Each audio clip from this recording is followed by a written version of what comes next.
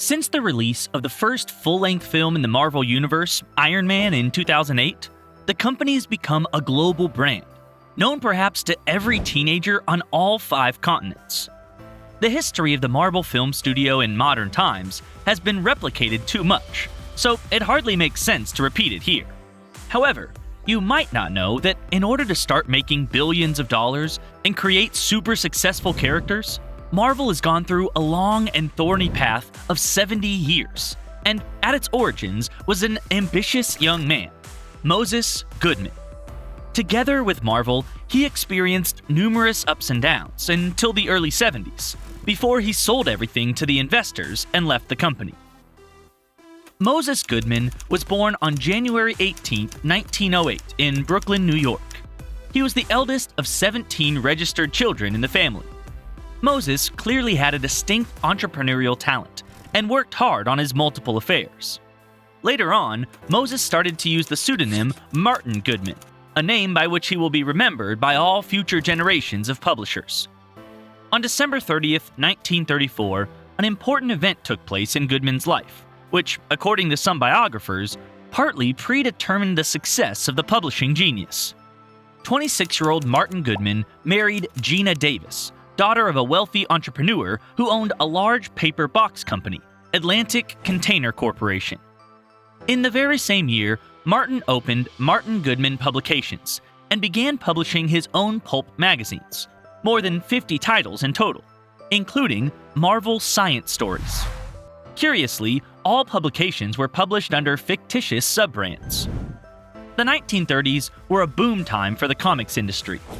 In June 1938, the first national character appeared in the United States, everyone's favorite, Superman. It was the first appearance of Superman in Action Comics #1, published by DC Comics. This event is considered to be the beginning of the golden age of comics.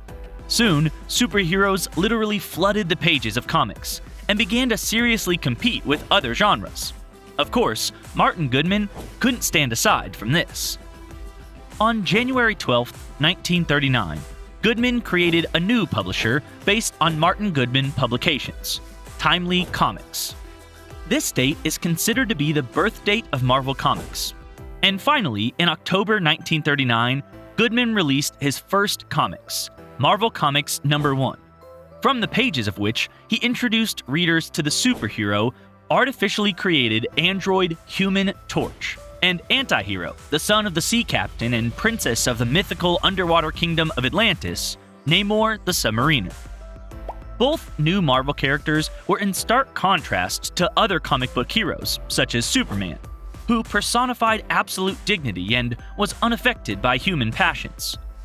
Torch and Namor were vicious heroes, sarcastic and rebellious young people who spoke slang and displayed all the traits of an ordinary teenager, resentful and angry at the whole world.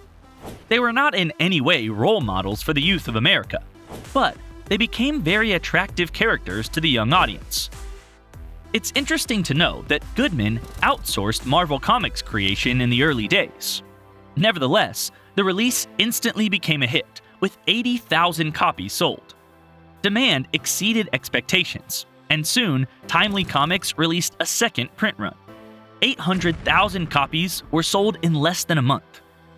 Outsourcing companies officially owned the rights to the Human Torch and Namor, but by the end of 1940, Goodman bought out the characters and decided to start hiring his own writers and artists. Following the success of the early comics, Goodman formed a new company, Timely Publications, and began recruiting. First, he hired several freelance artists who had previously worked with Funnies Incorporated, including Joe Simon, who became the first editor of the company. Simon, in turn, invited longtime partner and future industry legend Jack Kirby, and soon, in March 1941, the tandem created a new superhero, one of the first patriots in the history of American comics, Captain America. The first comic book told the story of a young patriot, Steve Rogers, who gains the superpower. It was a real hit. The Human Torch, Captain America, and Namor became the backbone of Marvel Comics' success. Very soon, Goodman was selling 1 million copies a month, constantly looking for new market superheroes. In 1943, the company decided it was time to expand its target audience and found that teenage girls would happily buy comics adapted for them. In November 1943, the first female superhero, Miss America, appears in Marvel Mystery Comics number 49, and in November 1944, Hellcat debuted in a separate comic, Miss America Magazine number 2. New heroines went dancing and dating, conquering new audiences for Goodman. Building on its success, in late 1944, Timely Publications significantly expanded its staff and relocated its offices to the Empire State Building. In 1941, tragedy plays out at Timely Publications. Despite the recent success, Joe Simon, the chief editor, asked Goodman to pay him a percentage of the profits he created. Unfortunately, Martin refused, and Joe started to work for DC Comics, being paid almost 6 times more than at Marvel. Surprisingly but true, by that time, Joe Simon was replaced by an unknown 18-year-old Stanley Lieber, a distant relative, Goodman's second cousin, an ardent comic book fan who had worked at Timely Publication for the past 2 years as the first secretary and then assistant editor. Many biographers are inclined to believe that in hiring Lieber, Goodman simply wanted to save money and get an extremely motivated editor. Be that as it may, in the future, Lieber would take the pseudonym Stan Lee and will prove to the whole world more than once that he got into Marvel not just by an acquaintance.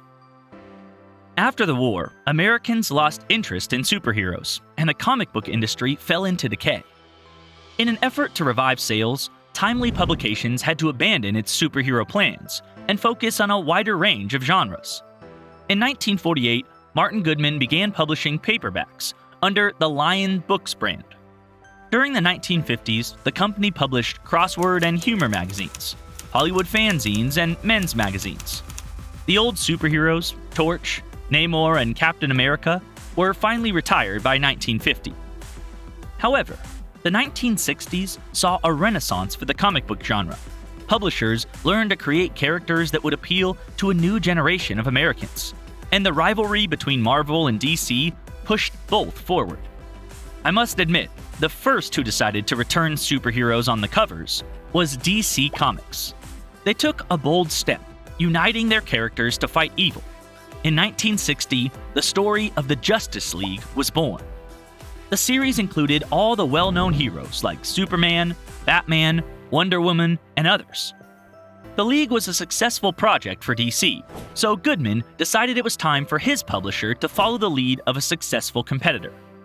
In the early 60s, Goodman spun off comic book production into a separate company, renaming it to Marvel Comics. The first comics under the Marvel brand in August 1961 was the sci-fi anthology Amazing Adventures No. 3. Since then, all comic book covers of the company have been marked with the MC mark, and all the characters gradually became part of what would later be called the Marvel Universe. It was in the 60s that the basic principles and methods of Marvel were laid. First, it was decided to stick with the concept of superheroes in the real world. Marvel heroes lived their own lives and faced the same problems that tormented real people. Marvel superheroes often had flaws and even deformities, were losers, in contrast to the emasculated and always pumped-up characters of competitors. In addition, Goodman's stellar editorial team developed their Marvel method for creating the most organic characters. The artist and writer worked closely together. Each dialogue and picture could change 100 times before the desired result was achieved. Stan Lee's name soon became one of the most famous and recognized in the comic book industry, and Marvel became the most successful producer in the world. According to Family Magazine, 17 Marvel comics had $33 million in revenue in 1965. Goodman continued to own Marvel until 1968. He then sold most of his small publishing empire to Perfect Film and Chemical Corporation, and Marvel became part of its subsidiary magazine management company. Under the terms of the contract, Goodman remained the publisher of Marvel Comics and a line of men's magazines. Goodman finally retired from Marvel Comics in 1972. After the sale of Marvel to Perfect Film, things went on with varying success. Marvel characters began to appear in films. Think of Spider-Man and Doctor Strange, for instance. But comics experienced up and downs due to problems with distribution and constant optimization within the company. Since the first sale, Marvel has been resold multiple times. The comics sector shrank largely in the next decades, and the company was in shambles. In late August 2009, the Walt Disney Company announced the purchase of Marvel. The deal took place at the end of December 2009, and its price, according to the Washington Post, was more than $4 billion.